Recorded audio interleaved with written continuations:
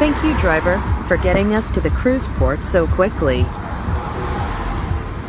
Yeah, well, we still have to wait on this long line to get over the bridge. Is it like this every day?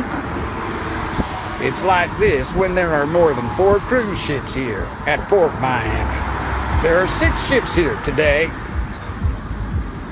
Wow. What's the deal with that red ship?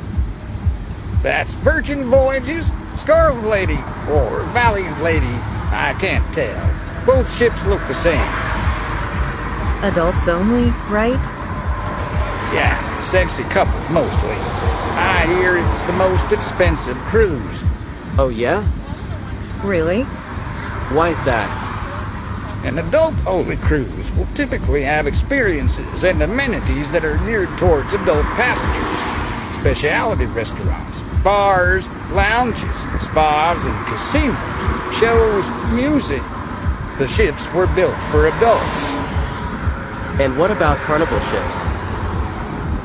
They're built for families.